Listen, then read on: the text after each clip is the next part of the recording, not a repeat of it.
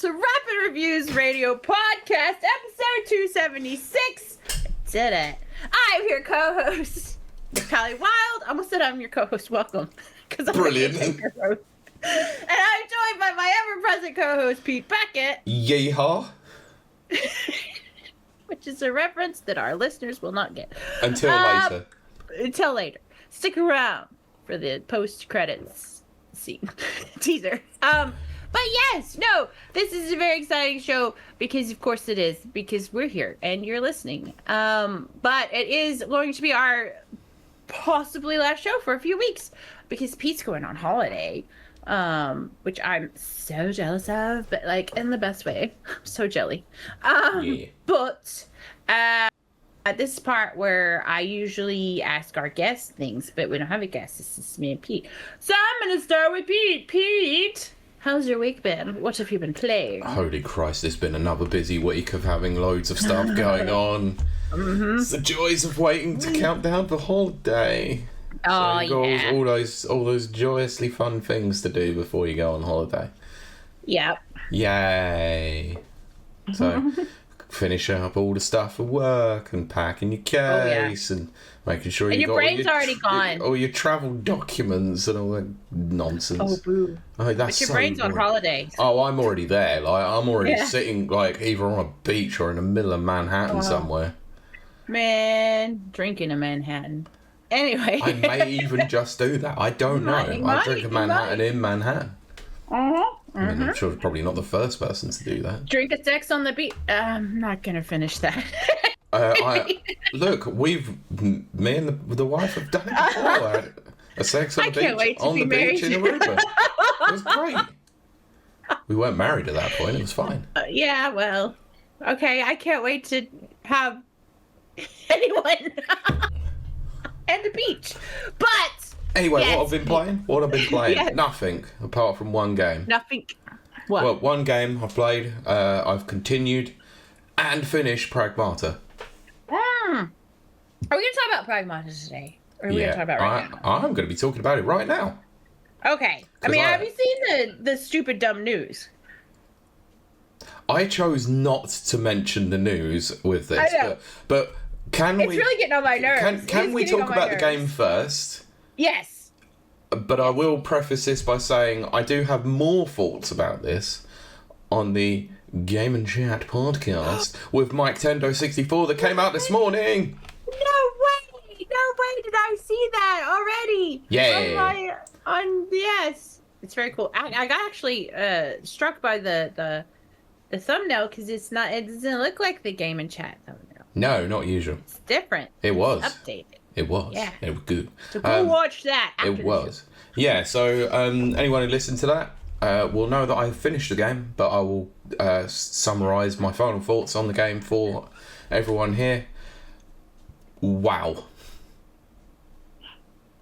That's a lot of people think that. A lot of people agree with you, Pete. What a game. Game of the year so far. Already. I'm gonna have to play What a game. I'm going to have to play it. It is without a doubt one of the best experiences that I've had this year. That's saying something because Resident Evil Requiem was also very good. Crimson Desert is enjoyable. Rogue Golf has been very fun as well, but this stands head and shoulders above the rest because it is just a breath of fresh air. It is your very atypical like third-person action shooter. Like, got no issues with that.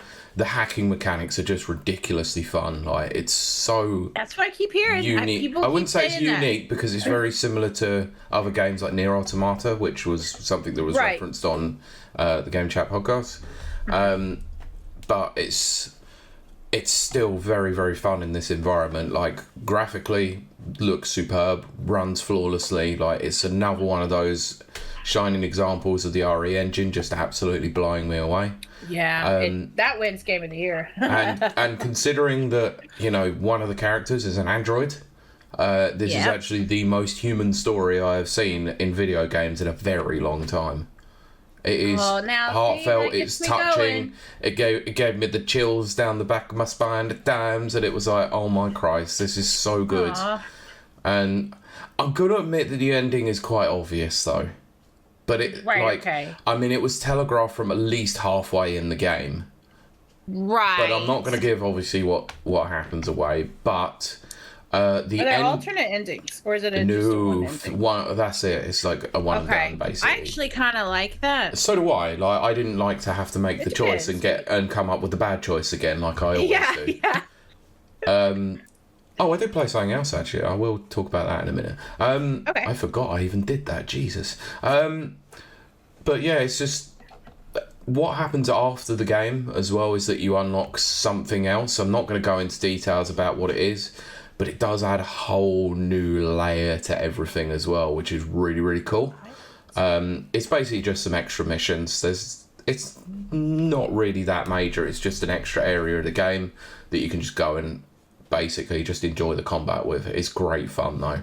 Like, it puts you in a load of challenge modes that basically are a lot more difficult. I am going to play this again, probably towards the back end of the year. Right. Because I'll want to refresh myself for it. But I am going to do the New Game Plus Lunatic mode. Oh gosh. Oh dear. I have to know how that ends up being. Oh, it's going to be insane. Because apparently, like, I've gone back and done one of the bosses because I was trying to mop up some of the challenges. And trying to find some of the collectibles that you can find and all of that.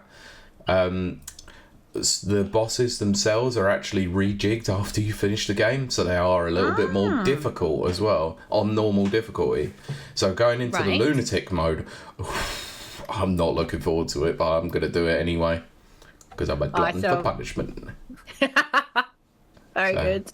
Yeah, so other than that, the only other thing I did play, and this was solely based on the fact that I was badgered by someone at work to do so. I finished my second playthrough of Clair Obscur Expedition 33. Of course you did. Of course you did.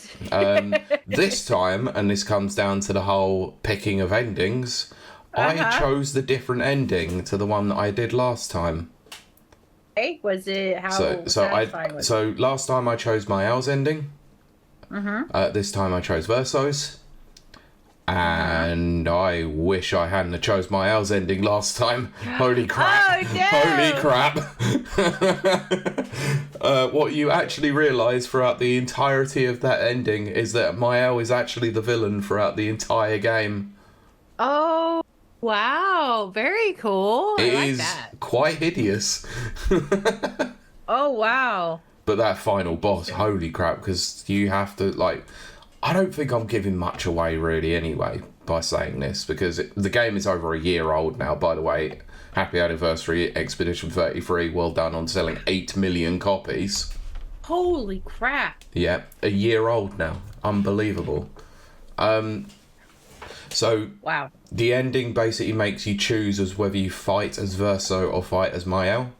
So you have to do, basically, the final challenge is you fighting as that character against the other character. And Mael is powerful, and I didn't do much leveling with Verso. Right. So it made it a bit of a challenge. It took me about 4 attempts to do so, but I'm glad I did it because that ending is absolutely stunning. I wish I would have chose it the first time round. I really do. Yeah, thanks person at work for making me feel things again. Cheers. That was only because he was telling me that he'd been playing it throughout the week and he defeated the final super boss after 30-something attempts and was like, have you done it yet? And I went, no, I have not got patience for that. He was like, have you even finished your second playthrough? I went, no. He was like, do it. I need to talk to you about the ending. So, yeah, I did that. And that's my week. Cool, very cool. So, Kylie, week, streaming, playing. So right. I had a terrible week. just one of those weeks where you're just like, just so much is going on. Yep. I had a lot going on with work, but I finished the big order, which then in turn got me a bigger order, which is good. Financially, that's great. I'm one person because I let my employees go because it's time. It's a difficult time, financial time. Which means I'm a one-woman operation, like I was in the beginning. I'm Maverick. So very busy. Then I got a new car. Now, getting a new car is supposed to make you happy. Well, it should be a happy time. But the reason I got a new car was, again, because it's a financial thing. The world is in chaos. I used to drive a beautiful BMW convertible that I love and adore. But the tires are 350 pounds each. The fuel is terrible. Don't tell me you had a diesel. No, I didn't have a diesel, but it is BMW, so it has to be premium. I would accept nothing less.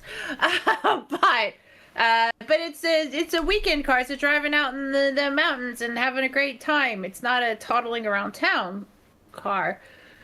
So I went ahead and I paid cash for it. So I just went ahead and traded it straight. Trade. Yeah, and I realize this does make me sound like an a-hole, but I don't care. I got a little Audi A1. There's nothing wrong with that. They're great cars. That's what people say, and people are looking at me funny because I don't like it. I will probably try to grow to like it, but when you go from something that you just push the thing, to push the pedal down and it goes roar, and you go from 0 to 60 in, like, I'm talking about literally like 2 seconds. That is sexy and fun. I'm afraid to say that a BMW is not that. That is what my BMW was. There is no way that you did it in 2 seconds. Not a chance. Yes, maybe 3 seconds at most. But I had a 3-liter engine. And I loved it. And I love power and I love sports cars. Because I love power. But this A1 is 70 horsepower. Yesterday, I pulled out in front of someone because that's what I do, because I'm an obnoxious jerkwad who drives a BMW. Oh, wait, no, I don't. And you're an American who doesn't know how to corner. That too. Very true. I pushed that pedal to the metal and it went.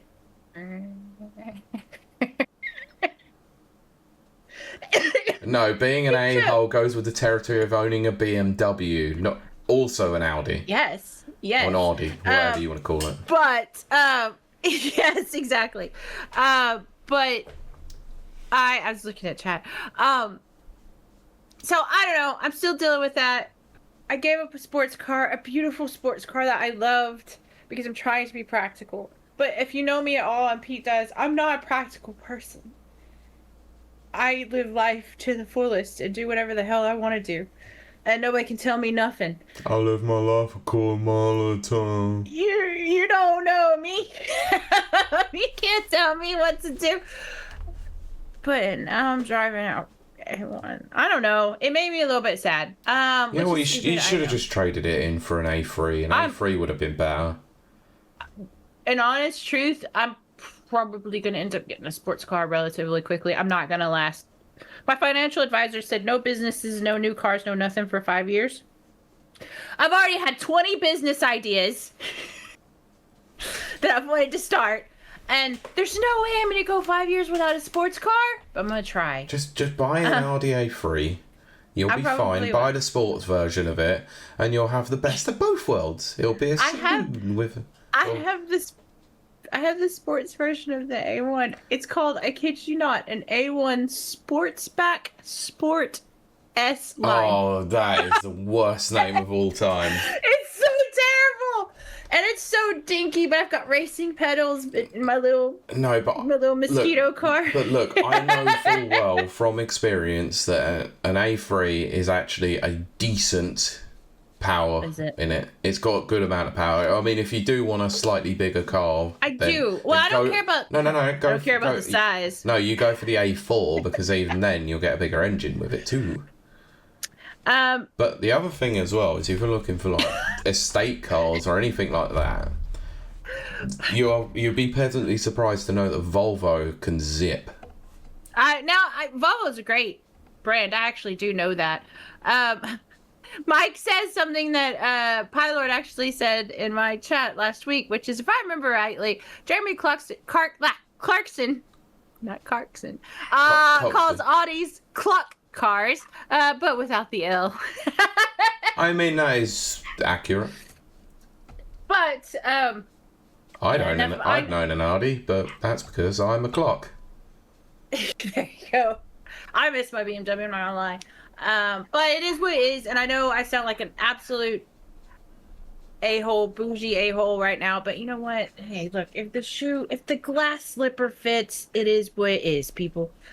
And then people are like, how are you a socialist? I'm a Trotskyist, okay? Anyway. She says with her beret ready to go and start a war. That's right. I'm not starting any wars. No wars. No more wars! Anyway, not to get political here. What have you been playing then? Hurry up. That was a very long-winded way to say that my week sucked. I know, and it was a dumb example as well, because there's people out there who. Oh, my week sucked because I can't drive my luxury weekend car. I know. Oh no. I've been absolutely made fun of all week, so it's fine. I don't care. I'm going to make fun of you now. Make it every day this week then. Great. So this What a twat. This week I ended up playing. I played some Mouse PI again, mostly just because I had to, because I was going to play a demo of a new game that's coming out. I'm actually looking forward to, which is called the Backrooms Cleanup Crew. And Backrooms, if you know, is like a horror game that I do not care about and I think is just awful. But yeah, but it's Cleanup Crew. You know, it's like. But the Cleanup Crew, that's the part I'm like, yes. Okay, hold on.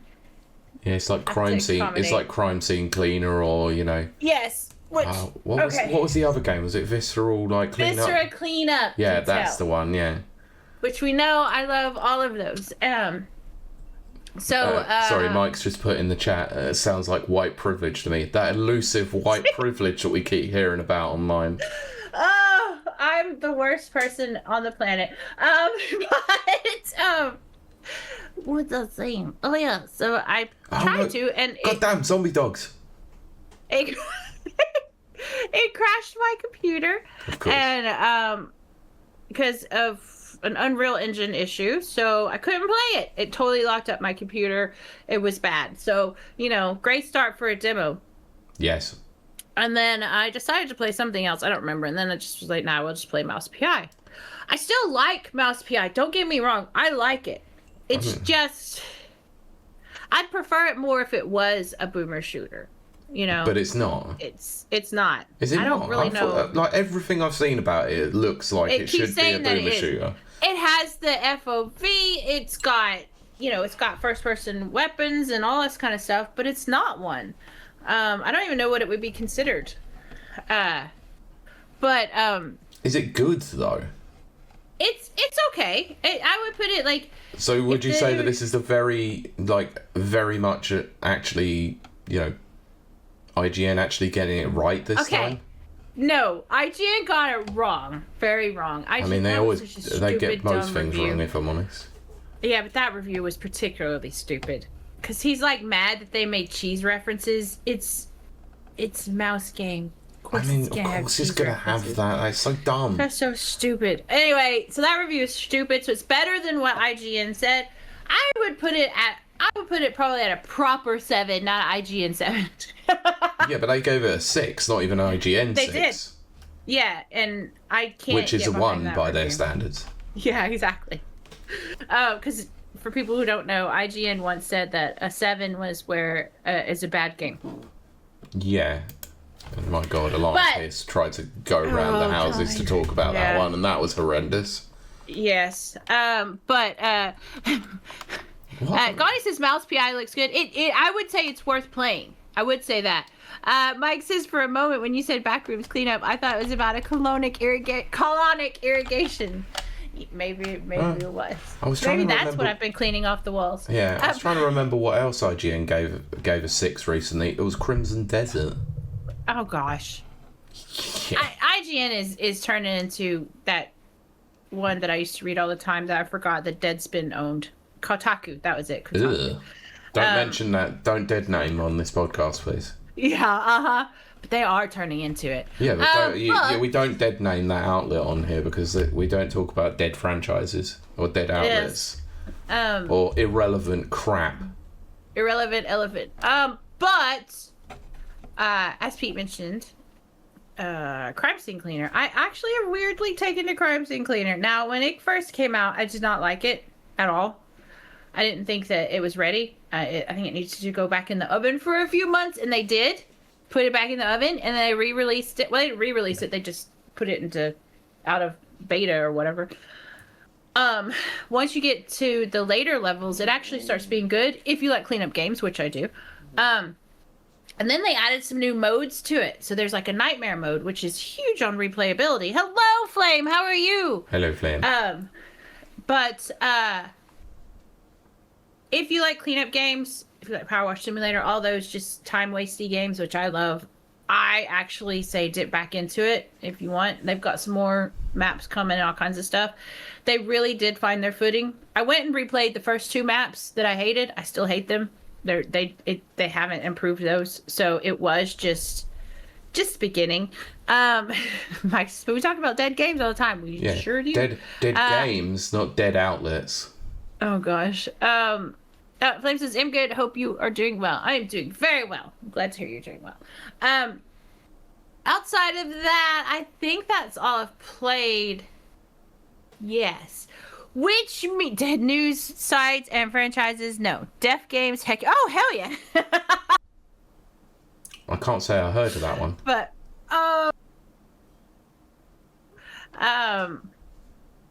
anyway, this is where I thought I would repeat for our very crazy day. Or crazy last episode for a few weeks. I am going to drink so heavily. I'm already quite heavily drinking. Look, Poe's falling asleep in my hand. My doggos are in my lap for anyone out there listening. I can see that. Yeah, but that's for people to come check us out at twitch.tv/rapper reviews where you can see my puppies fall asleep. I'm holding my puppies in my hands. It's a great pair of puppies. Anyway. Pete. And you can see all of Pete's reactions to the absurd things that I say. Look at him. He's so sweet, Pete. And Artie's across my lap asleep. Yeah, of course. And I can currently hear my cat yowling at me because I've got the door closed. Because you got the door shut. Yep. Yeah. Even though the wife's currently out there, she's like, I don't want to see her. I want to see you. I just want to be with you. Yeah. She is the spare human. Yes. Oh, see, I'm the main. Yeah, but that's mostly due to it's just me. It's the guy I take care of too. But yeah, I know, but it's just me. So anyway, let's move on, shall we? Yes. Oh, okay. Oh, God. Jesus Christ. Uh-huh. You tired there, Pete? I've been up since 4:15. Uh-huh. That's not an excuse. It is an excuse. It definitely is an excuse. Thank you. So, I can't believe he's asleep. I mean, I'll be asleep at this rate in a minute. Well, this would be an ASMR. Degris' beautiful puppies, and I think he's talking about the dogs. I think he might be on this occasion. I think you might be right. Right. Thanks, Gordon. Time to get into bed. Right. Yes, anyway, let's talk some news because obviously it's. I'm going to be honest. It's been kind of a shite week for news this week. It has, yeah. Oh, for God's sakes, Mike. You can't read that. I'm not comment, reading. No, of course not. It is, yeah. I'll give him that. It's accurate. Anyway, so this week has been a bit of a funny one for news, let's say, because there's been some quite big stories, let's say. That's what she said. But none of them are really that interesting. Mm-hmm. But I want to... Let's cover this one first, because I actually think this is quite funny. Okay. So, we all know about Obsidian, and we all know about the deal that they had with Bethesda many years ago in terms of Fallout New Vegas. Uh-huh. Now, do you remember who was associated with Obsidian for a fair while as Chief Creative Officer? Chris Avellone? That's the one. Yes, you got very well aware. Well, he has been talking, let's say. Oh, He doesn't hold anything back. Oh no. So let's just read this story from VGC. Oh yay! As Okay, is. I don't know about this. I don't know about this. Bethesda may not be able to remaster Fallout New Vegas because it lacks the quote engineering know-how to do it without the source code, according to Chris Avallone. That was his project. Avalone. That was his baby. Oh, how do you pronounce it? I don't know if it's Avalone or Avalone. I've just always pronounced it Avalone, but I don't. Avalone baloney. Woo. So Chris Avallone or Avallone, whatever, who co-founded New Vegas developer Obsidian, served as chief creative officer during its development, told YouTube channel MK's Mantis that he didn't think it would be possible for Bethesda to remaster the game from scratch. So, quote, just really simply, I don't think Bethesda has the engineering know-how to remaster New Vegas at all. They'll use AI. So Avallone added that he hadn't played last year's remaster of Elder Scrolls 4 Oblivion, but said he heard that people enjoyed some of the visuals, but overall it seemed the reception was kind of negative. Now, I don't think that's true. No, I don't think that's true. No, I think most people were playing. I think most people were playing it and enjoying it and going, actually, this is a whole new level of jank that I quite like because I want to go back and play old jank with new jank. Yes. I think that was what I heard. Yeah. Probably, it sounds right. So Oblivion Remasters, co-developed by Bethesda and Virtuous, used the Gamebryo engine from the original game as its core while using Unreal 5 to enhance the visuals. TKS Mantis suggests it is currently rumoured that a Fallout 3 remaster could potentially use the same method and that people want the same to be done with New Vegas. Well, Avallone replied, I mean, just pragmatically, it would make more sense to try out that process with Fallout 3 before going to New Vegas, just to see what all the problems and issues are as a result. And you think, other than that, fundamentally, it wouldn't be an impossibility for them. TK Mantis asked that question. He said, Avallone replied by saying, yeah, for one reason, claiming that Obsidian studio head Fergus Urquhart, or whatever you pronounce, Jesus Christ, get a better name. Lord Farquaad. Lord Farquaad. Yeah, he's now going to be known as Lord Farquaad. Chose not to give Bethesda the original game's source code after development had ended. That's brilliant. Okay, I like that level of petty. Oh, so do I, yeah. I can get behind that level. So, quote, the very last milestone for New Vegas was, please deliver all the source code and the ability to make the build and we'll pay you like 10 grand for that milestone. Now, what that milestone really meant was that all the assets are given to Bethesda. That means they could recreate the game at any time. So, for some reasons unknown to me, and I have suspicions, Fergus decided not to cash out that milestone and did not deliver it. He added, it's not a strange decision if you feel, which would not be out of the realms of possibility, that he felt the New Vegas experience cheated him out of X amount of money, in which case cutting off the revenue stream from that product for a time would be a possibility. I could certainly see that, and I'm not saying that's the case. So TK Mantis asked, so Bethesda doesn't have the source code for New Vegas? Avallone replied, they may have aspects of the code, but everyone that I talked to after that period of time said they had no idea how to reassemble it. That's amazing. And I say this as someone who adores New Vegas. It's one of my favorite games, top 3 for sure. Yeah. And it is probably thanks to Chris Avallone. Yep. So that level of petty, I like it. Oh, so do I. And considering that they got absolutely stuffed out of bonuses because of 1 point on the Metacritic score. So screw Bethesda. So actually they're perfectly within their right to go, well, the IP might be yours, but we made New Vegas, so screw you. That's right. If you want to remaster it, you have to come back to us. You figure it out. But the funny thing is, obviously, Avallone's no longer associated with Obsidian, is he? And we know why, because apparently he got cancelled. He got canceled, and there it was never proven. It's kind of like Jeremy Soules, who did the music for just all the Elder Scrolls games. He also got canceled, but there was never proof. Oh, I know. Suspicious. That I don't care for. Yeah, that I don't care for. But anyway, cancel people who deserve it, but there's no proof. Yep. So yeah, he's no longer associated with him, but obviously Obsidian and Bethesda are now both under the Microsoft banner, so the sharing of assets could be very easy to do so now. Yeah. And should be. But of course they're not going to... I still don't think they're going to do that, because anyone who's still associated with Obsidian that was there during the time of that project will know how badly they got burned by that. Exactly. Plus, it's ZeniMax that's the original creators. ZeniMax then kind of merged into Obsidian. But that core group never really... They just effed over everyone who worked on New Vegas. Let's just say it how it is. And because when they released it, they didn't think it was going to be a moneymaker. They didn't care. They were just cashing in on the Fallout. Fallout 3 had done so well.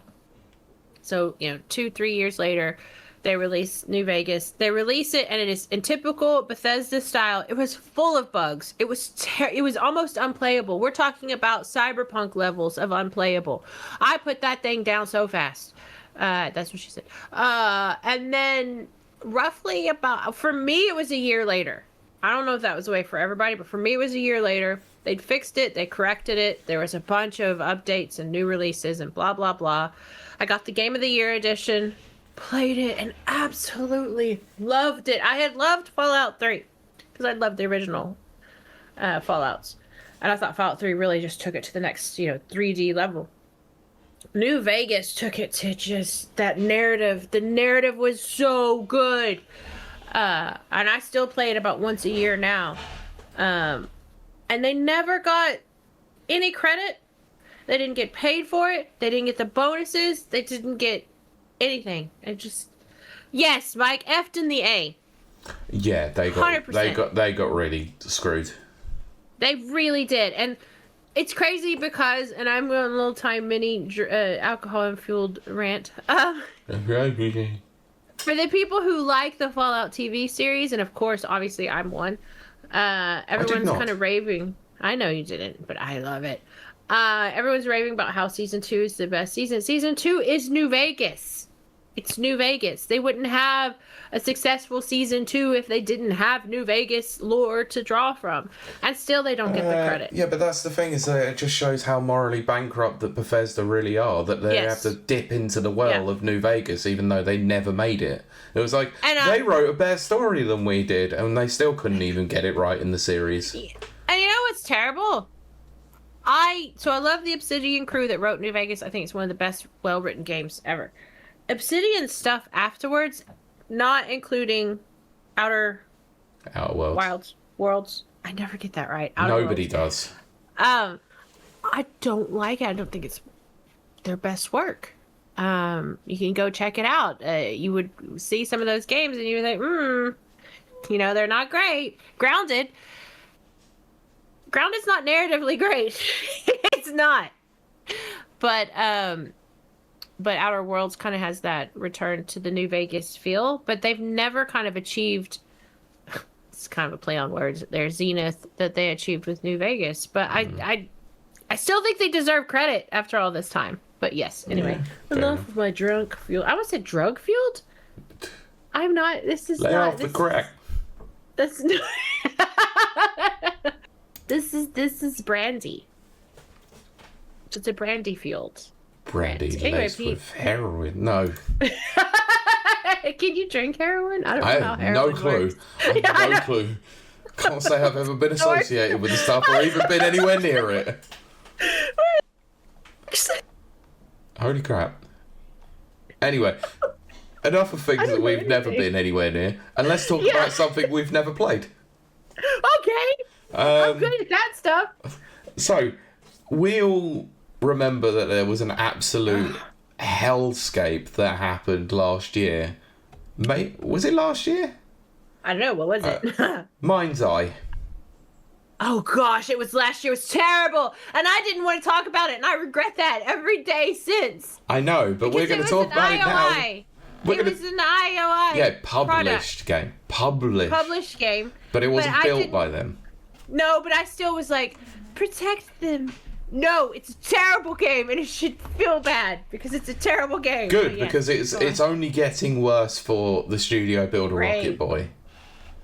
Because a group of employees have started legal proceedings against management over alleged data privacy violations. Oh, okay.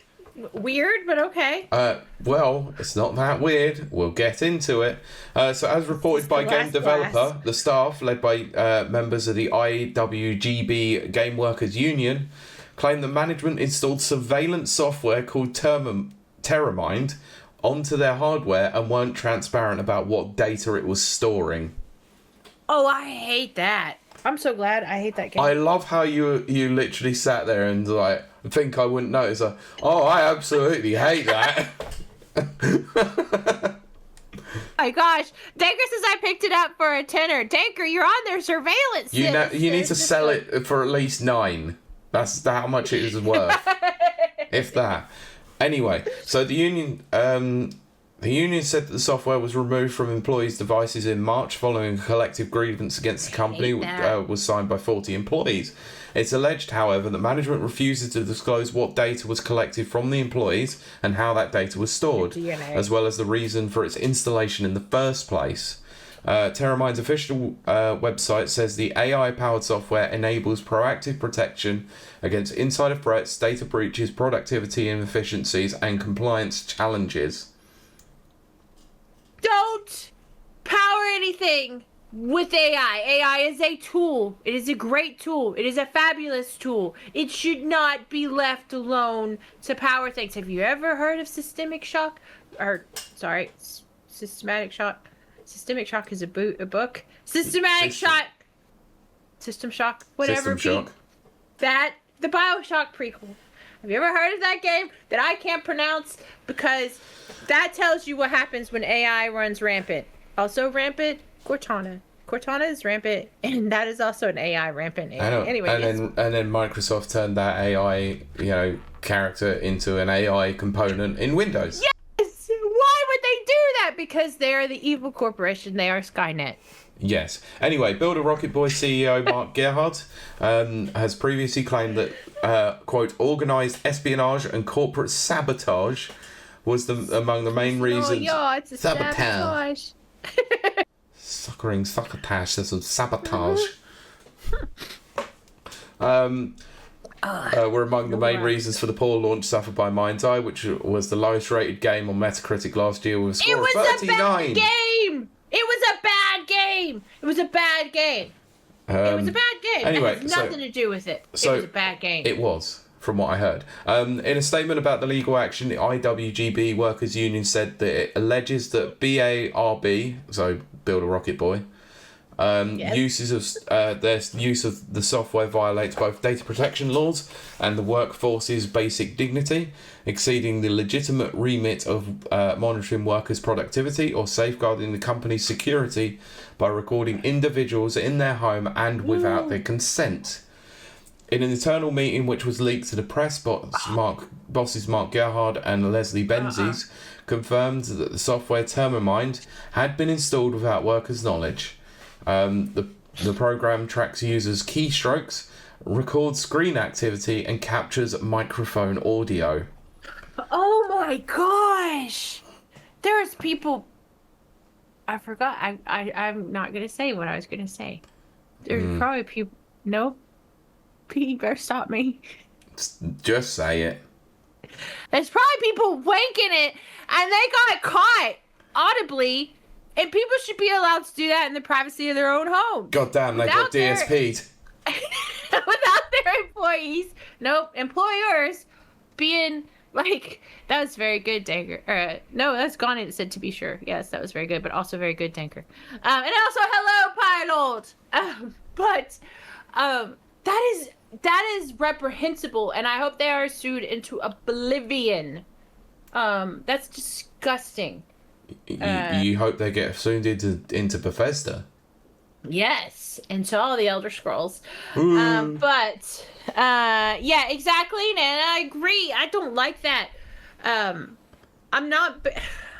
Here's a tiny mini rant, alcohol fueled mini rant. Campbell was on the whole time, huh? No, I don't like that.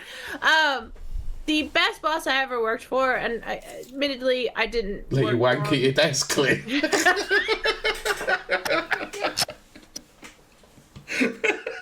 And they got a raise in more ways than one. No. Oh. That was good, Pete. That was very good. But no, I mean, he might have. It never came up. But something definitely did. But what I was gonna say. Oh shit! This has gone to hell, isn't it? I know it has, but it's the final episode. But what I was gonna say was the best boss I ever had. Didn't care if I liked it, but he let me, like, he just gave me a time frame. He's like, look, I don't care what you do. I don't care if you hire people to do this job for you. I do not care. Deliver me the work in 3 weeks time. I don't care how you do it. I don't want to know. Just show me a product at the end of 3 weeks. Loved that. That was the perfect. I'm not gonna read until I'm done. It's a perfect working relationship. So this weird, invasive, I have to keep tabs on you as your employer. This is why I went into business for myself. What in the world is policy for the? What they have to do is make it part of the T&Cs that know it's probably true. I was scratching my stomach. I swear it says Daker. Oh dear. I don't know if that would work for girls. I don't know. Not quite, no. I'm not going to demonstrate it on air because that'll get clipped. Yeah, please don't. And actually, it'd be close for a cancellation, I reckon. Yeah. Definitely by churches, T's and C's. Yes, that nobody reads. Yeah, I sure Oh, don't. TOS, sorry. The old TOS Or problem. whatever. Violation. But my thing is, if you're out there, and then I did eventually, he went on to a different company, and I got a new manager in, and that manager was like, he wanted to put software on my laptop because sometimes I worked from home, and he wanted to know every single thing I did, account for every single thing, every minute of every day and everything. And you can't work like that. So employers, no. I'm out here telling you, you want more productive workforce? Listen to me. I'm a successful businesswoman. I work in business. Don't keep tabs on your employees. Just give them a deadline. And if they don't do the deadline, fire them. But if they do the deadline, be happy. Who cares what they do in between? Anyway, they can wank it. And maybe wanking helps them be more productive. I mean, you've seen Wolf of Wall Street, right? I mean, right? I mean, right? Matthew McConaughey's character, said that he's got it down to a fine art. Helps clear the mind. Exactly. Supposedly, Clarity. We have an episode called Clarity. We did. But we didn't record the part where we talked about that. Anyway. And Gorney's coming by guys saying, right, all right. All right. Smiler says, Adam, man, sometimes we just like to put our hands in our pants to make sure it hasn't fallen off.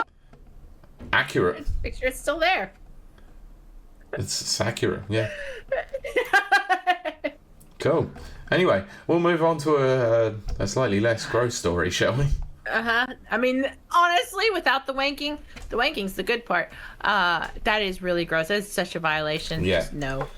Anyway, yes. Anyway, we'll move on to a new story that is quite interesting because I didn't see this one coming when I was in the news. That's what she said. Anyway. That's what also your boss said, clearly. No wonder I the highest paid. We know about Toei Company, right? Yeah, basically, yep. Well, I know what you're going to say. It's formed its own gaming division. Cool. Great. Nice. Okay. Interesting. Also, I like what Connie said. Kylie Wilde, 2026. The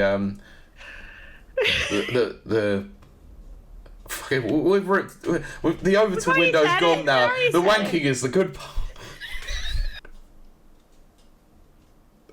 I was like, how do I address this by not actually saying the word, but then realise, you said it several times. Yeah, many times over. Yeah. I've got to stop drinking. Anyway, yes. Yeah, so for those who are not in the know about who Toei are, they were formed in 1949 and they've been involved in film, TV and animation. It's best recognised for franchises such as Kamen Rider, Super Sentai and Power Rangers. Yup. Oh yeah.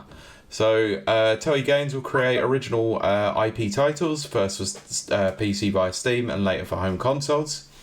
Its initial lineup of games will not be based on Toei's existing IP, but completely new titles created by designers in Japan and abroad. I think it's good. I think this is a good thing. Yeah. Quote, we will leverage the technology and expertise we have cultivated throughout video production into our new games business, delivering Toei's unique entertainment experience to players around the world, CEO Fumio Yoshimura said. Ooh. The news comes on the same day that another major Japanese brand, Sanrio, announced its own game business plans. In recent years, manga publisher Shueisha established their games partnership, and Parco established Parco Games. So, yeah, making me say Japanese names. This is a really bad idea for me actually putting this on the news agenda. It cracks me up. So, quote, one major driver is the belief that the IPs that Toei, Sanrio and Shueisha are sitting on are more popular abroad than ever, and that these IPs can be further monetized via gaming. This is also also actively supported by the Japanese government. I was gonna say they're very good about that. So this was commented by Serkan Toto, CEO of Japanese games industry consultancy firm Canton Games, and that's the news story. First of all, I like how how Pylor's the second fastest swimmer is a fan of Kamen Riders or Kamen Rider. I used to actually like Kamen Riders, believe it or not. But that's a different Kiley from a different time. Kiley was a weeaboo, big time. Anyone who doesn't know what that means, look it up. You would have heard the shortened term, weeb. Yes, weeb. I was huge weeb when weeb was a term that was thrown around quite liberally. Big time Gact fan, all of it, man. I still want to go to Japan. Japan. Me too. Japan. That lives rent free in my head anytime anyone says Japan. It does mine too as well. Forever. Fight. But yes. But I didn't really have anything more to add to that story. I think that actually is quite good. They'll probably make good Japanese style games. Japanese style games are great. I wish we'd see more of them over here on these shores. Yes, I agree. Need to go to Japan at least once in my life. So Nana's put Toei, the bane of my existence when it comes to live action, when it comes to stuff I watch. Super Sentai is dead, by the way, and so is Power Rangers by extension. I saw a clip from Power Rangers, the dinosaur ones. I never watched those. And all I could think was, wow, how on earth did I like the Power Rangers at one time?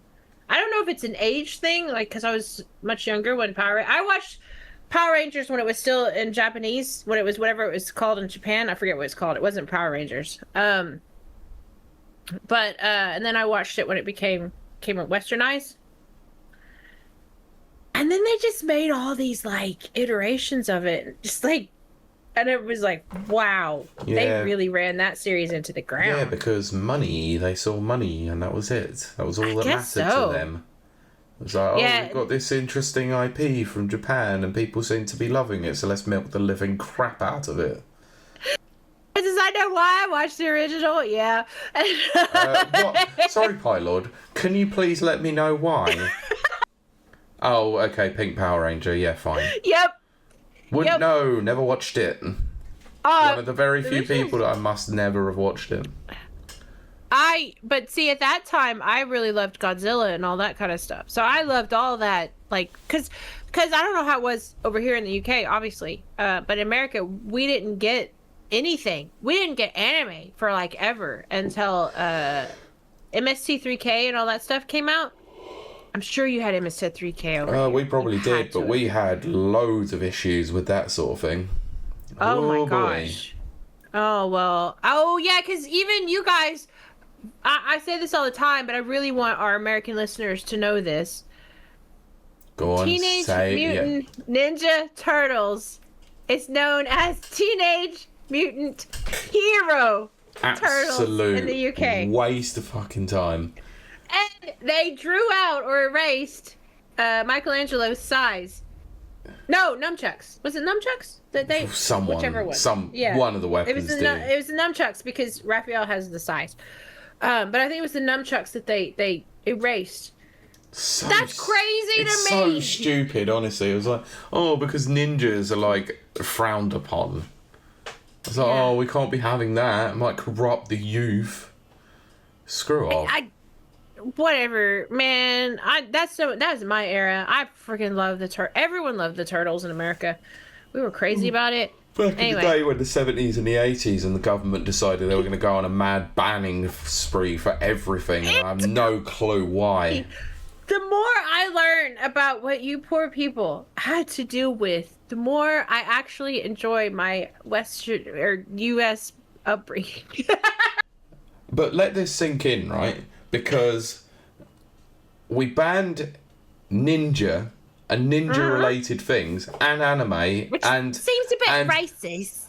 Horror movies that weren't even that bad under the video nasties category. But the BBC let Jimmy Savile do exactly what he wanted. There it is. Make that make sense. There you go. How true is that? How true is that? And they also let frickin' Rolf Harris anywhere near our screens too as well. Get that didgeridoo arsehole away from my screen. There is just pedos all over your TV. All over your TV. Nonsense everywhere. Everywhere. Sacred says mic drop. Yes! Father says, I wish it were like that today. That husbands wouldn't need to buy expensive kitchen gadgets for their wives.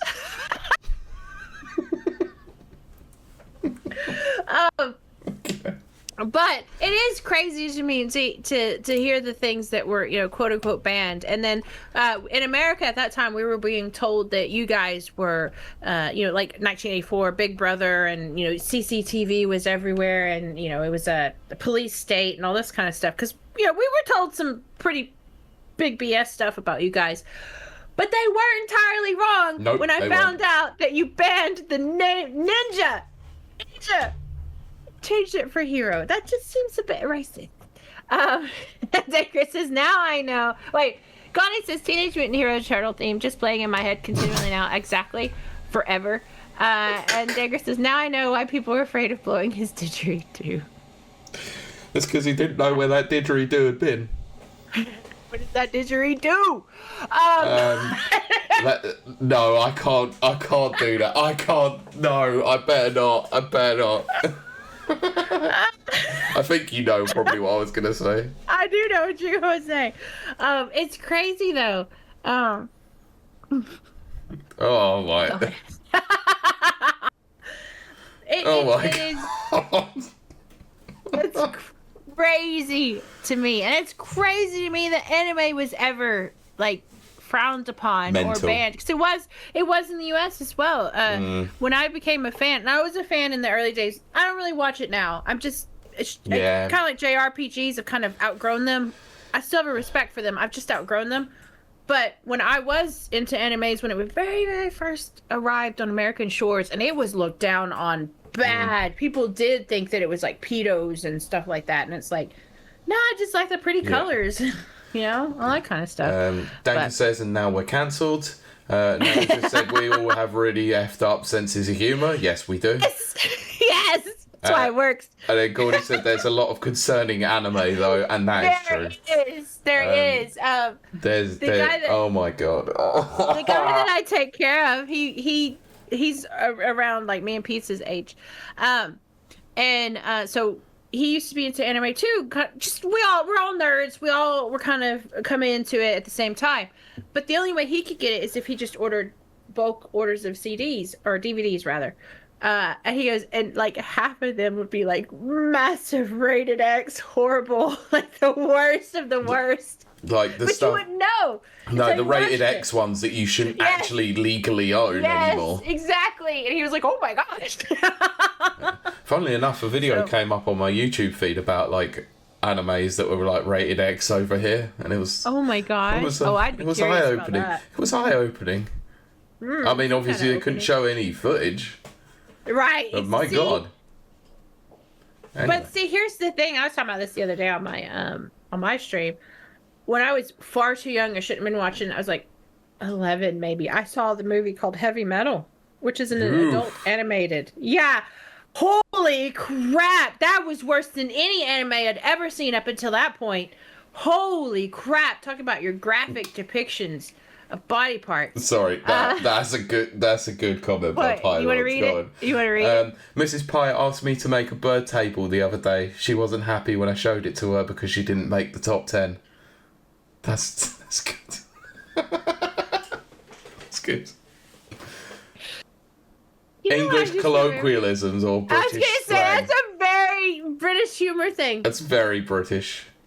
Another thing for my American listeners out there. When I first arrived on these shores, and I'm not saying this is a bad thing. This is just how different it is to American life. There was magazines here that had things called page 3 models. And it was that was actually the Sun newspaper. Was it the Sun? It's just normal girls with all of their clothes taken off. Oh, it's just topless. They got paid. Just normal girls. It wasn't like models or fashion models. No, they were Playboy. glamour. They were known as glamour models, like technically. Yeah, they just took their tops off. Yep. Oh, wow. One of the highlights. Very British. One of the highlights of the 90s and the 2000s was a particular time of the year when a magazine known as FHM would publish the top 100 sexiest women in the world. Are they just all naked? Not all naked, no.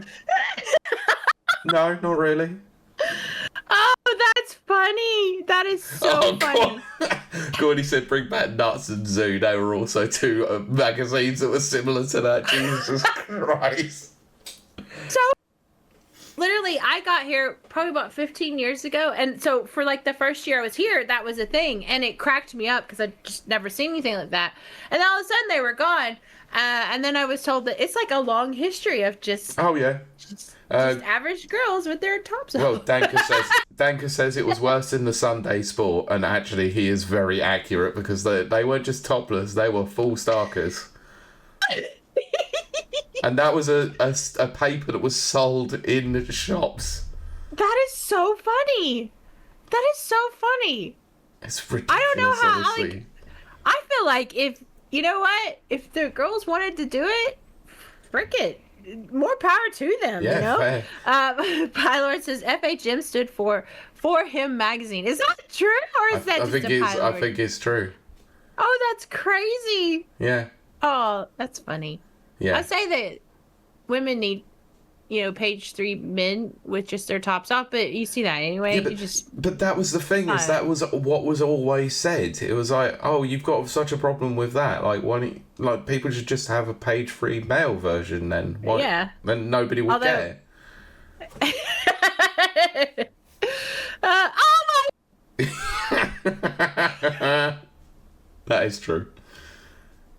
That's Pylord says on the front page of the Sport, they printed a nipple count, apparently. That is hilarious. I never bought it to know the truth.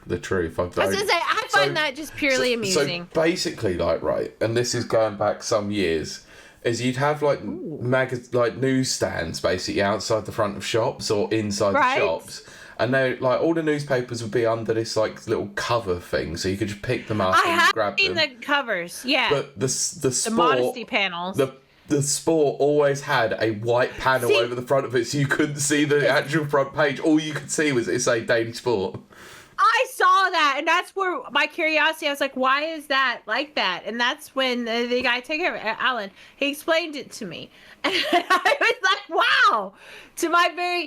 Americans are very, very prudish, if you don't know. They love gun violence. They're not big on sex. So to my American sensibility, I was like, oh my gosh. Oh, no, we were very liberal over here. We didn't care, clearly, for a while. Okay, so Gandhi. Gani has mentioned a name that I actually recognize. I know that Lucy Pinder is married to Mark Cavendish, so she did well out of it. Lucy Pinder is one of the ones that I recognize as who's absolutely beautiful. I'm afraid to say they both did pretty well out of it. Successful athlete and very attractive lady. She was beautiful, and then Kelly Brook, I think is her name. I just remember going, oh my god. Again, this is the first year I was here, going, oh my gosh, that's just two very stunning ladies. Hey, if you look like that and if you're totally in charge of your whole future and you want to do that, go for it. I say take that money, make that money. Make that back. Yeah, exactly. Two gorgeous women. Yeah. Anyway, we've ventured into something very weird, but actually about 2 minutes ago. 2 minutes ago we had the perfect segue into this next news story, but it's long gone now. I was gonna say we could talk about Dead or Alive because that totally fits in. I mean, that's what she said. Ah! Yeah, I mean, basically what I was going to do was talk about government overreach and how things got banned. You banned it. Oh gosh, let's talk about government overreach. No, because this next news story is clearly as a result of some government overreach. I can't stand government overreach. Let's talk about it. Let's talk about Sony, shall we? Yes, let's talk about Sony. Yeah, Gordy, I'm getting it back on track to this gaming podcast in air quotes. Because Sony has started telling PlayStation players in the UK and Ireland that age of verification will be required later this year. Yes, I saw that. I'm out. I'm out. Go for it. Sorry, you're out. You don't even own a PlayStation. I don't, but if I was considering buying at any point, I'm out. I'm out of it, but that's due to process of elimination of the fact that I don't own a console. But yeah, cool. Let's go. So a message is being sent to players via their PS5 dashboard. It informs them that they'll have to verify their age later in 2026 in order to keep using certain features like messaging and voice chat. Oh, good. I don't do either of those anyway. I wouldn't either. Yeah. It also gives players a QR code which they can scan to complete age verification now, so they don't have to do it later in the year when it becomes mandatory. So an FAQ page on the PlayStation support site is clearer on the timing, stating the mandatory age verification will begin at the beginning of June 2026, at which point all adult accounts will have to verify their age if they haven't already. Sony says age verification is carried out by its service provider, Yoti, and includes several options including mobile number, facial scan, or ID. I have long said 100%, I'm going to stand by this. Yoti has to have someone who is friends with the current government in the UK. That's how they're making money. They're making money, and I just follow the money. I'm against it. Anyway. So, according to Sony, the following features may be blocked on PlayStation consoles if age verification isn't completed. Communication features, so it's console, app, or web. Voice chat, text chat and messages, joining parties or group sessions, connected or third-party communication experiences, Discord voice chat, broadcasting and sharing features, broadcasting gameplay to YouTube or Twitch. Don't worry. Okay. I have a lot to say about this. It also says some games with their own built-in communication tools or user-generated content may also have their own blocks on messaging and the sharing of user content if age verification isn't completed. If players choose not to verify their age, they can still play games and use non-communication features on the console and can still make PlayStation Store purchases. So the reason why this has come about is because of the UK's Online Safety Act and has already been put in place by other consoles and services. Xbox started rolling out this feature in July of last year. So Discord has also added age verification system last year in UK and Australia, but has delayed plans to roll it out globally until it works better, saying it, quote, missed the mark when handling the process. And you've said it already, and I'm going to say it. Fuck this noise. What the Yep. Jesus Christ. Yep.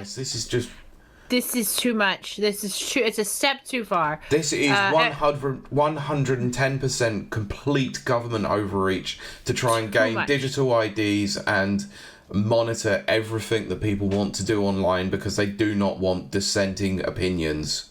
I cannot, like, for me, I don't even think I think it goes past that. I've long said this, and I just said it now, which is follow the money. Someone's getting rich. Whoever owns Yoti, I've never looked into it. Whoever owns Yoti is just making money hand over fist, and it's because they're probably friends with Keir Starmer or whoever's in the government. Pylar's joking, but he's also not wrong. That will be the death of GTA. Their 13-year-old player base will be gone. Yes, it's a joke, but it's also true. And then Gani says, but think of the children, knowing we all play games above our age rating at 10 to 13. Yeah, we did. I could trick my mom very easily. She didn't know anything about video games. She bought me Bible games and Christian games. And then I was like, Quake, it's about Jesus returning to Earth. Okay, Hexen this is and Heretic. this is really interesting. What's that? Because Yoti. Oh, who is it? So Yeah. Yoti, a UK filed company on Company's House. Anyone who owns the business or has done some searches into business will know what Company's House is.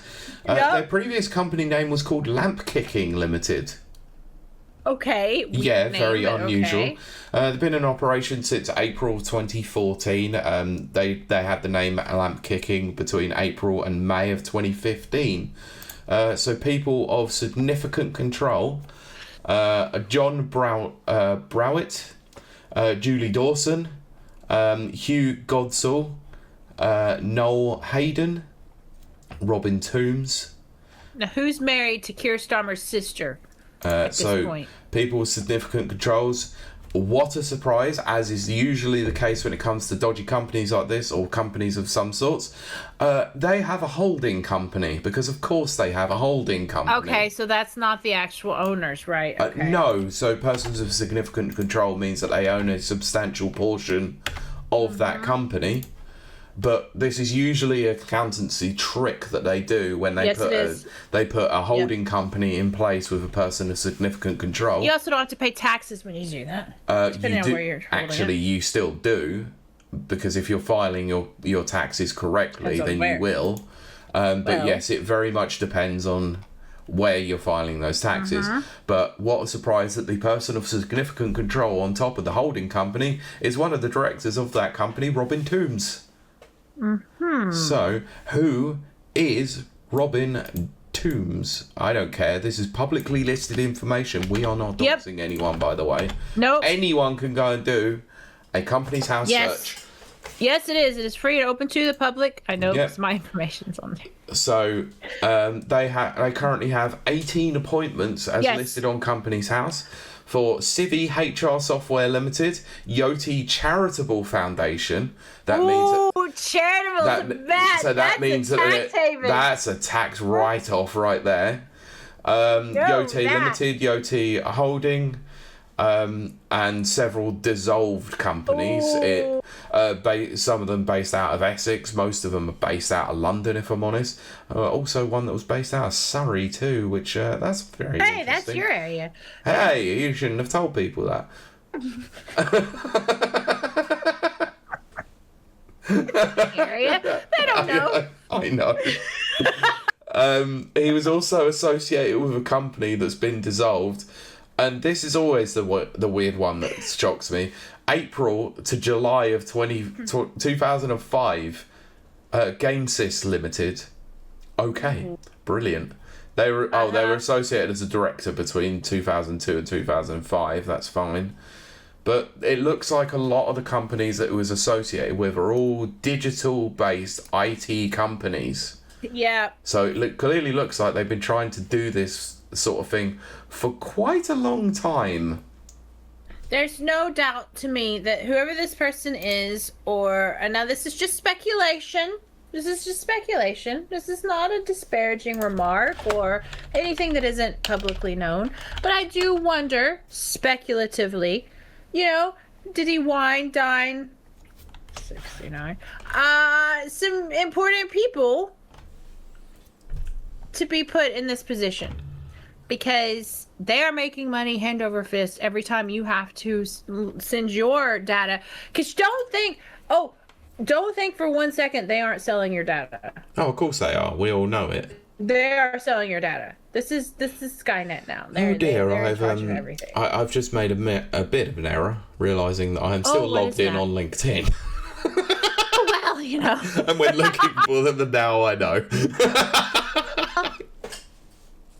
Oh dear. Well, you know, you left the trail. It's all right. Yeah, well, if I don't come back from holiday, you know exactly what I've been done by the UK government on my way back in. Pete was not that word that I can't say on Twitch. Pete was not unaliving. I didn't kill myself. That's what you were looking for, right? I don't care. I'll say it myself. Yeah, exactly. But Gani does say it for the people who don't know at home what we're laughing about. Company's House is a website you can go into in the UK to look up any UK business for any non-UK listeners. Yes, it's an open website. You can absolutely go just look it up. I mean, the fact is, quite funnily, like, it's a listing for all registered business directors, Yep. like shareholders and people, what they call people with significant control. You can obviously follow the trail quite easily. That has been in beta for longer than it's like I've ever known. I don't understand how it's still in beta. That's a good point, actually. Yes. I always see it. It comes up, and I'm like, hang on, this has been around for far too long to still be here. Although they have finally started doing something really interesting on it by adding age verification on there. That's what? No, I'll tell you off air why it's interesting. Okay, that's wild. Okay. Yeah, anyway, but still, basically, yeah, we've that those are the people that work on Yoti and we'll delve a little bit deeper to see if we can find any. There's a connection. We know it's there. Follow the money. There is blatantly a connection there somewhere. There's obvious. It's very similar to when like the COVID app. Oh, you know, God, and they followed the money there, and they found out it was like some company that was buddy with the powers that be, and they got the contract and, you know, got tons of money out of it and stuff like that. So this is very similar to that. Doesn't matter which side of the fence you sit on politically. Greed is greed, and it's both sides. And I won't be verifying my age to anyone because I'm a vampire and I'm older than time itself. So how would they be able to verify me anyway? They can't anyway, and I'm not going to say why I know, but I know full well they couldn't anyway. No, they can't. I have so many. But that's the thing, is you know exactly what I mean when I say that as well. I have purposely muddied the waters, as Pete knows very well. I know it all too well. But it's also the fact that I know something else as well that is quite funny that I've sent to you before as well. Yes. Which is hilarious. Yes. Hey, for all you know, I could be 50 years old right now. I think you could be. I mean, maybe. Pilot said this podcast is brought to you by NordVPN. Yes. I do encourage you to use VPN. I probably should. I've been looking into it and probably will definitely do so. I'll tell you, first of all, I will tell you straight up who I use. Now, this is not a recommendation. I'm just telling you who I use. This stream was sponsored by Proton VPN. It's now it is a paid for service. I don't use free service because nothing wrong with free VPNs. Yeah. NordVPN has a good free VPN. But you're going to get better connectivity, just a better security, all over experience if you pay just a little bit. And also multiple devices as well. Exactly. And in fact, the one I just said, Proton VPN, it covers several devices. So go to protonvpn /. I'm joking. I'm not sponsored. Code WTF for rapid reviews. But no. Oh, you can. Sponsored. Yes. Tell them we sent. Yes. You. And tell them to come back because we'll do sponsorships for them. Yeah, we will. Absolutely, we will. In this crazy age, What do you think you're doing without having a VPN? You know what? So Ghani's making a joke here, but Ghani's not wrong. So because they sacked the person who can remove the beta button, which, you know, was a reference to what Pete was saying, how it's always in beta. I kid you not. They actually got rid of their IT portion of... It was one of the government's sections of, like, their IT. They just got rid of them. Yeah. Just got rid of them. The ones that maintain the government websites just said, it'll save us money. It'll be fine. It's just like, what are you doing? I'll replace it with AI. Do you know what AI is? No. Yeah. Classic. No. Classic British government. And that's British government doing that. Anyway, yes. Yes, I was just use Kiley for 20% off. Yeah, let's not go further into this one because I might end up going into a rant about Keir Starmer. I know. I don't really want to do that about... I'm primed for a drunken rant. I know, and that's where the problem lies. So anyway, let's get into a drunken rant about Xbox. That's my favorite drunken rant. Yay! So, Xbox are making moves again, let's say. That's what I've heard. Because they have announced that the price cuts for Game Pass Ultimate and PC Game Pass are coming and have removed day one Call of Duty games. Yeah. What about that, Pete? Tell us about that. So, starting from the day that the article was launched, which was the 21st, so about 5 days ago as we record, it will cost $22.99 or £16.99 per month, which was down from $22.99. So PC Game Pass will now be $10.99, which is down by basically £2.50. Yeah. So Xbox stated that Call of Duty games will no longer be made available on Ultimate or PC games on day one, and will instead be added during the holiday season about a year later. Existing Call of Duty games are already available on Game Pass will continue to be available. This marks a surprising policy change for Microsoft, who paid $69 billion or close to. That's right. Nice. For Call of Duty, parent Activision Blizzard in 2023, and fought a years-long legal battle. The price cut comes shortly after newly appointed head of gaming, Asher Sharma, told employees that Game Pass, which we covered last week, had become too expensive for consumers.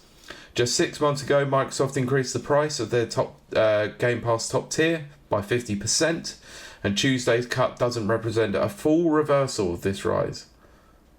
Commenting on the news on Tuesday, Sharma wrote, Game Pass Ultimate has become too expensive for many players. We'll keep learning and evolving Game Pass to better match what matters to players. So, I don't think we need to get into too much more of this because that's basically the end of that one, so who cares? But, before we continue, there's other Microsoft news. Is there? Because that's the only one I know. Let's go into this because Asher Sharma shared a mission statement for the future of Xbox and confirmed that the platform holder is re-evaluating game exclusivity and AI. What do they mean by that? Let's get into it, shall we? In a message sent to Xbox employees worldwide and published on the company's website, Sharma and Chief Content Officer Matt Asshole, or Matt Booty, as he's officially named, we call him Matt Asshole here. Yes. Outlines the future objectives for the Xbox brand and confirmed that as a part of its changes, the Microsoft Gaming division will be rebranded back to just Xbox. Great. I mean, okay. The pair said that the new North Star for Xbox will be daily active players and indicated it will execute its new plan through four priorities: hardware, content, experience, and services. Okay. So like every other company then. I was going to say that's not new or innovative. No. It's kind of basic. Yep. Notably, the leadership team claimed that along the way, we will reevaluate our approach to exclusivity, windowing, and AI, and share more as we learn and decide. While the letter makes no firm commitments, it indicates that Sharma is listening to Xbox players who feel the platform has lost value due to Microsoft's decision to bring its first-party titles to both PlayStation 5 and Nintendo Switch 2. While there are signs that the strategy has been successful for Xbox, with Forza Horizon 5 estimating to have sold 5 million copies on PS5, it's possible it could consider adding value to its console by implementing timed exclusivity, as it has done with Forza Horizon 6. Right. And I'm not against timed exclusivity. I actually think that's the most practical of all the solutions. Yeah. Anyway. So, as it continued to push towards becoming a multi-platform business, Xbox released 6 titles on PS5 in 2025, more planned this year. However, it's been inconsistent with its release strategy, with some games arriving later on PS5, like Indiana Jones and Avowed, and others releasing on day one, like Outer Worlds 2 and Fable. It's less clear what the leadership's comments could mean in relation to AI. Soon after her appointment, Sharma, a former AI executive, claimed that she would not enforce the use of generative AI on developers and flood our ecosystem with slop. But we're sort of going over a lot of old ground with this. So yeah, exactly. So those are the 2 stories to do with Xbox, and yeah, it's Jesus Christ. Do you have to keep your phone that close to your face to read it? It's the facial recognition. Oh, right. Good God. I did that on purpose so no one could take it. No, it's an eye scan. And yet you don't want to give any of your information to Yoti, but you will gladly give it to Google. Only my eye. Oh, no. Only my eye. But... also, next, it'll be your fingerprint. I just saw your message, Pete. I know, yeah, that was sent 2 hours ago. Nearly 2 hours ago. True. But well, okay, so, Decker makes a good point. 11 quid for PC pass for nearly everything isn't a bad deal. And I did think that at first. Not necessarily. I did. Yeah, I don't think that's a bad deal. And I do think that if they go back to servicing their clients, their customers, more power to them. But I don't trust them is the problem. And now Gotti makes an interesting point. £132 for something that was 40 quid on Xbox 360. That's a very valid point. There's over 400 games on Games Pass Ultimate, but they're not great games. They're not all great games. And they're not all first day. This is why I don't yeah. Palace is kind of so drunk, facial recognition is just going, nope, that's not you. No, I just changed it to just an eye retinal scan. Just my eye. Because I'm a dork. But it doesn't always work, especially when my eye's red because I've been drinking. But it was just Pete's message anyway. Not really very important, is it? Just Pete's message of, we're starting at 7:30, by the way. And then my message saying, ready. Ready, yes. But yeah, I don't know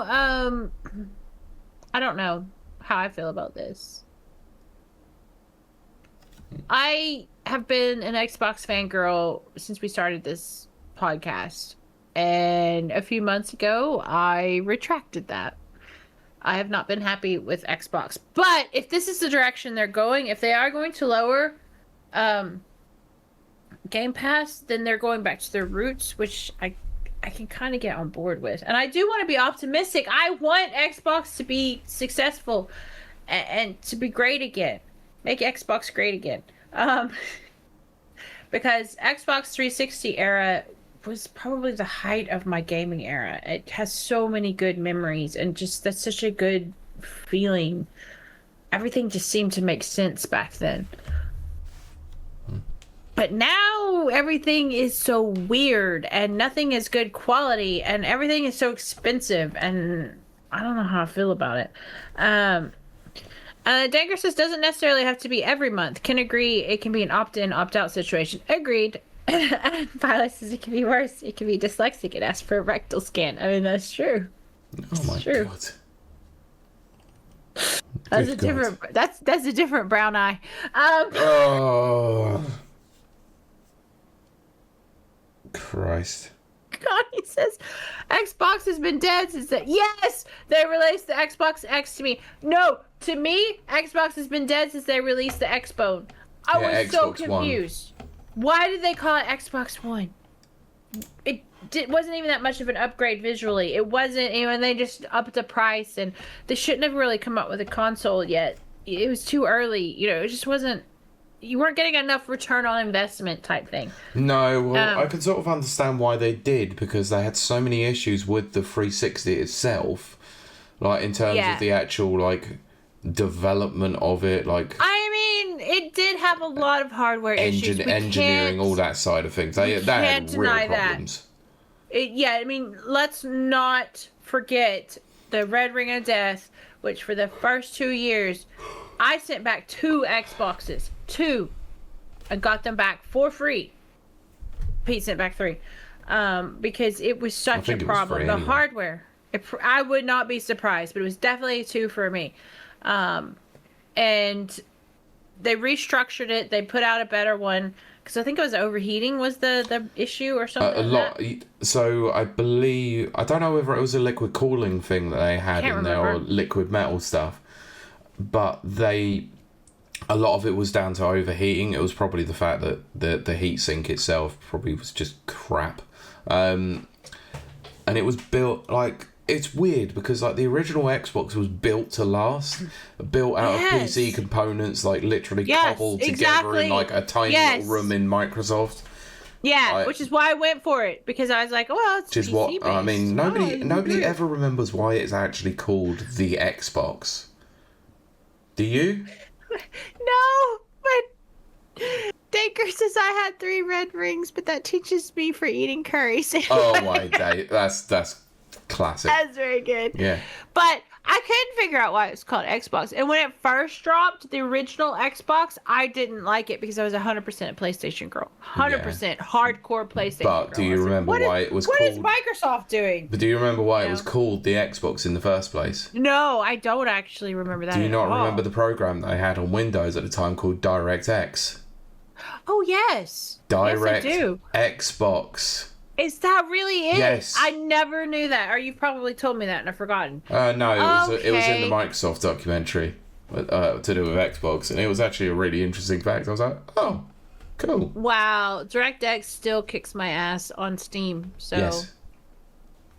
Anyway. It's been the bane of my existence. But yeah, I honestly don't know what to think about this one, because I'm like you. I've become so jaded with Xbox over the last couple of years. Like I don't want to give them more. I don't want to give them more money to go back to Game Pass. Like I understand there's some value in it. It's getting better again because of the fact that the price has come down. But actually, like, what are they really doing to get people back into the ecosystem in any way? Until they actually like, metaphorically slap the dick down on the table and say this is what we're packing, like, I don't care. I hope it's metaphorically.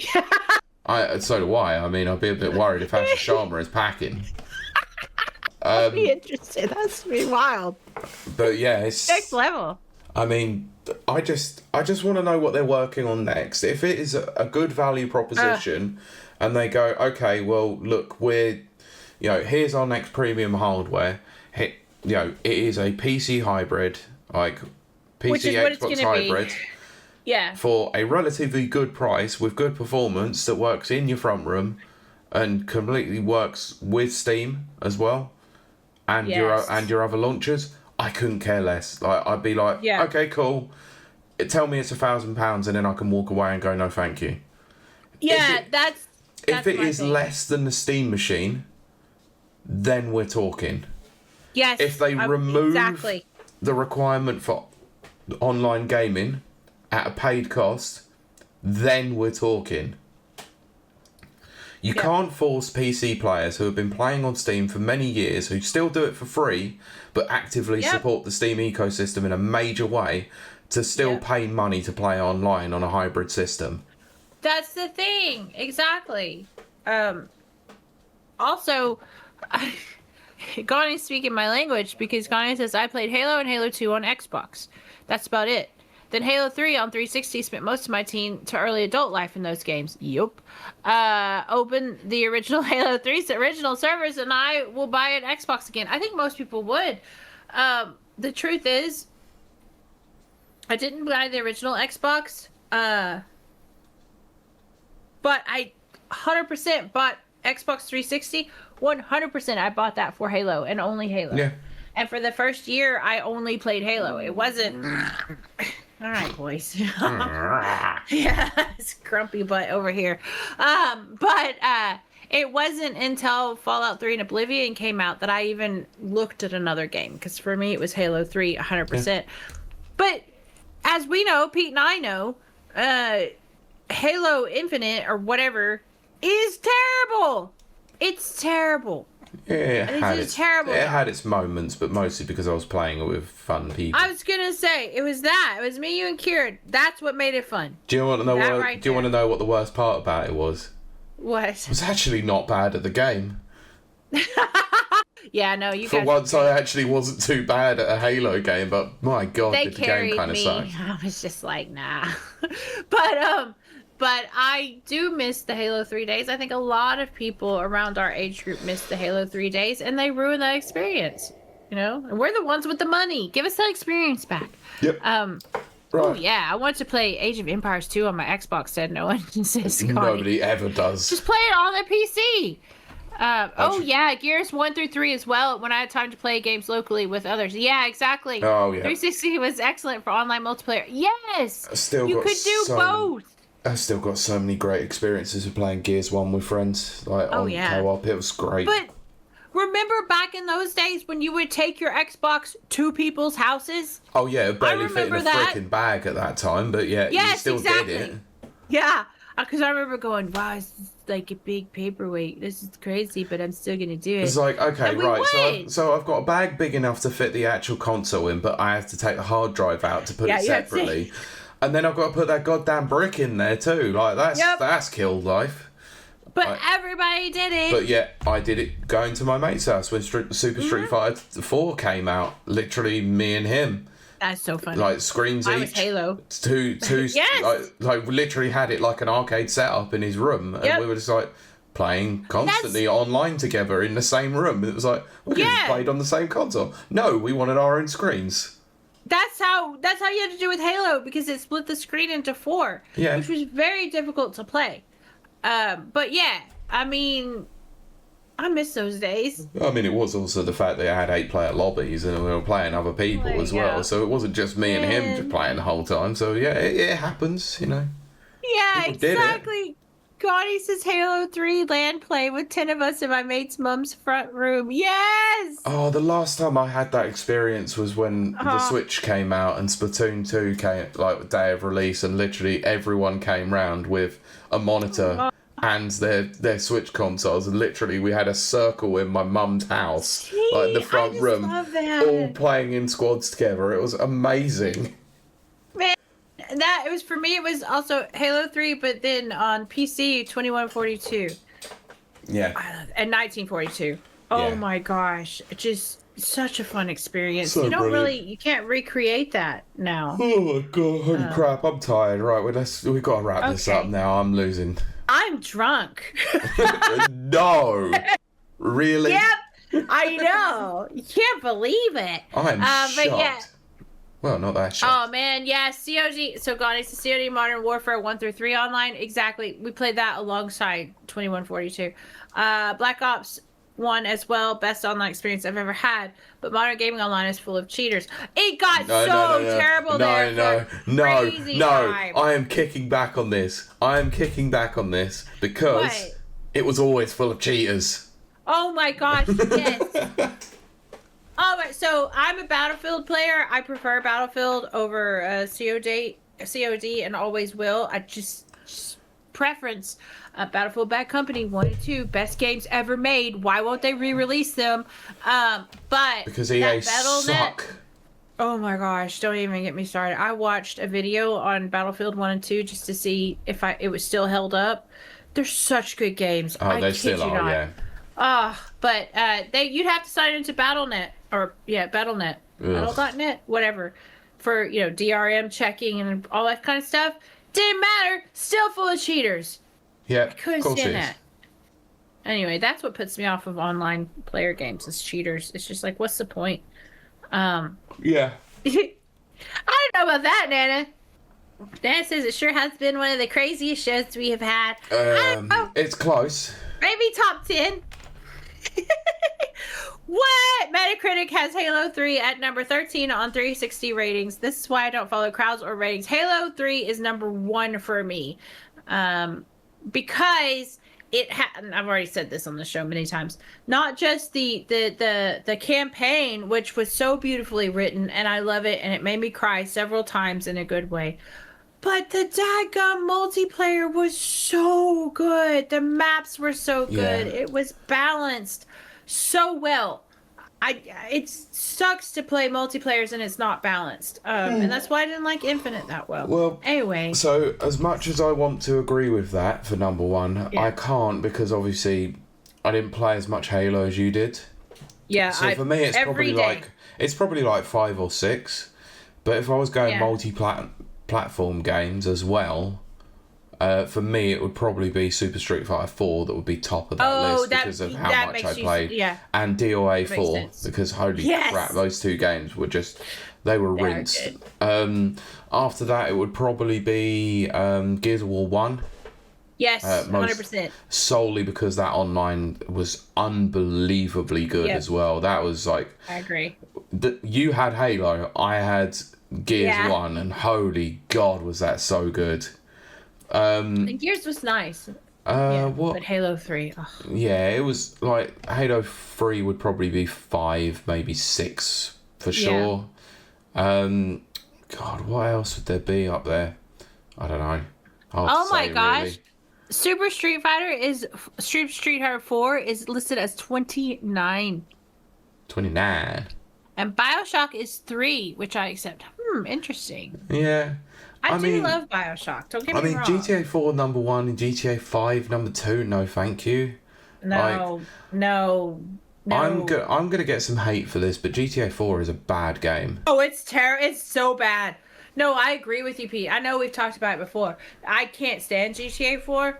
I tried. I have to say, make it halfway through. It was one of the biggest disappointments that I'd ever had, because I absolutely loved Free and Vice City. Vice City San Andreas was like, okay. Yeah. For me, Vice City was tops. I totally understand why people love San Andreas. I just didn't get it. Like, it was too RPG mechanic heavy for me, and it was like, well, sort of taking away some of the fun. I agree with that. But I understand why it advanced it all.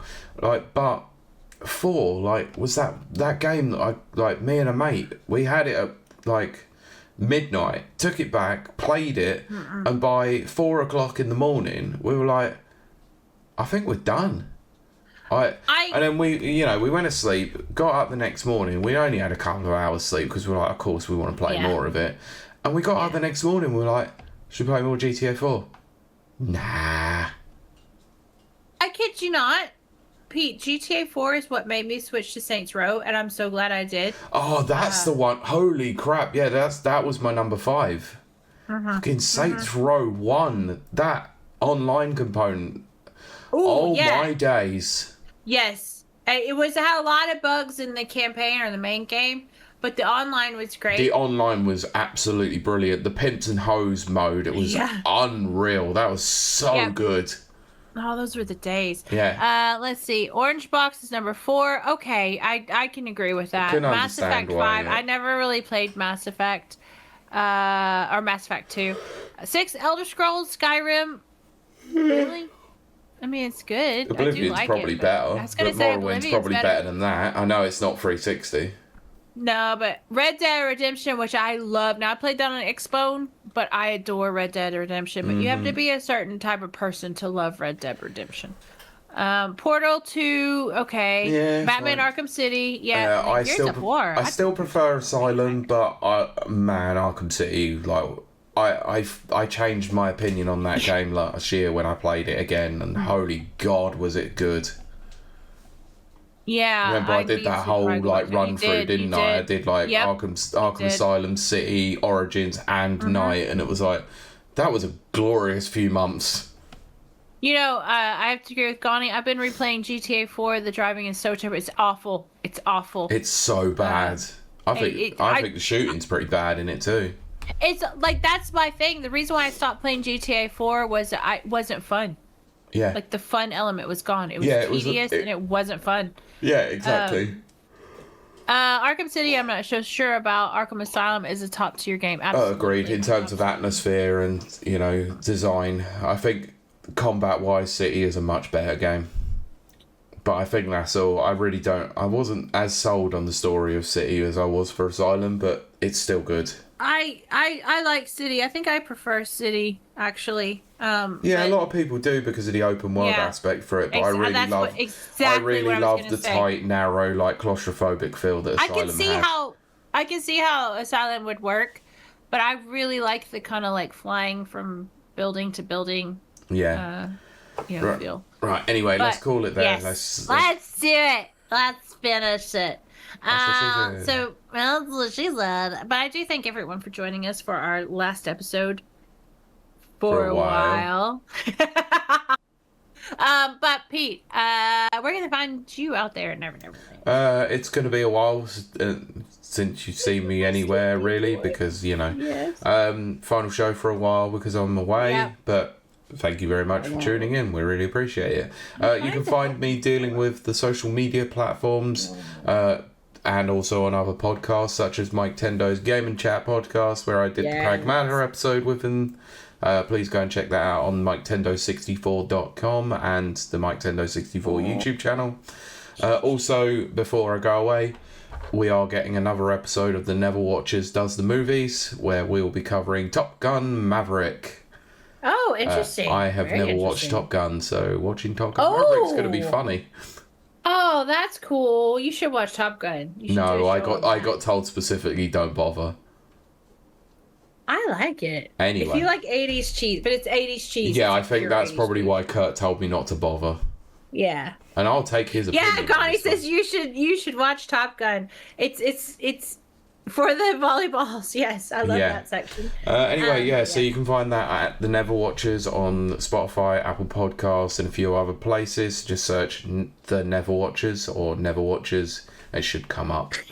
Kylie, where can I find you and your streaming and what you're going to be doing over the next 3 weeks whilst we're on hiatus? Okay, so you can find me over on twitch.tv/KILEY_WILDE. Where I stream Monday, Wednesday, and Friday. Eventually I'm gonna stream Bendy sequel. I have it. I just haven't wanted to delve into it. Wednesdays we're doing Life is Strange, and Fridays we're doing scary games if they don't crash my computer. Which they probably will. Apparently. But so for the next 4 weeks, I don't know. We'll do something fun. I think we'll get the whole crew together, see if like Mike, Tinto, Gani, Nana, Rowan, all of them want to do like at least one big episode. Please do. It doesn't have to go out. It doesn't have to go out on the audio feeds. Just go on, stream it, have fun, and then I can sit in the audience and watch the chaos whilst I'm sitting on the sunbed. There you go. Yeah, exactly. I'll just drink and let them talk about Nintendo. It'll be a show for the ages. But that's do it. Do it. We could play something together. We'll have to think of that. Fall Guys! Woo! Playable on every console. Pete, you might need to make a channel with all of us in it. I'll sort it all out. Leave it to me. Yeah, and then we'll figure out something from there. So we get like one really cool episode while Pete's gone. And then you get back to the dross that is our podcast after that, after 3-4 weeks. No, I'm joking. I think they'll be hungry for it. But yes, that's really all I have to say about that. So that just leaves me to say thank you so much for joining us, and thank our lovely, lovely chat. You guys are so amazing, and our wonderful listeners. Holy crap! Every week we are getting some numbers. We're doing good, so we're doing really well. Thank you very much for everyone that's been listening, tuning in, for that. Watching all the clips and that have been going up. It's been great. Thank you so much. Sorry, we haven't got an episode to capitalise on the algorithm in the next 3 weeks, but I know, back to 0 again. Yeah, hopefully people won't forget us. Yeah. But with that said, all that leaves me to say is thank you so much for listening. We will see you and talk to you in a few weeks. In a while. Bye. Goodbye. Thank you for listening to this episode of the Rapid Reviews Radio Podcast. You can watch the recording of the show live on Twitch every Sunday evening at 7 p.m. UK time at www.twitch.tv/Rapid Reviews. You can also watch the podcast on YouTube, search Rapid Reviews 5534. And you can also watch the video version of the show on Spotify, just search Rapid Reviews Radio. Don't forget to give us a thumbs up, a rating or a comment on this episode. You can also follow us on Twitter at rrradiopod, as well as on Blue Sky at rrradiopodcast.bsky.social. Also be sure to visit rapidreviewsuk.com for all the latest reviews and previews.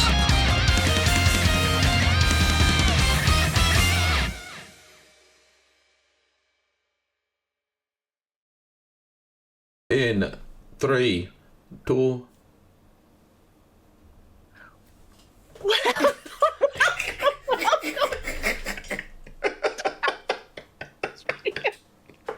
I thought I'd throw you off there, sorry.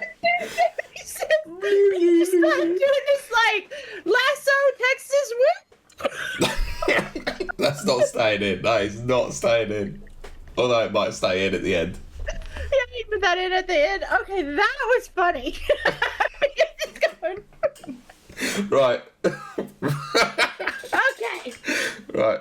3, 2.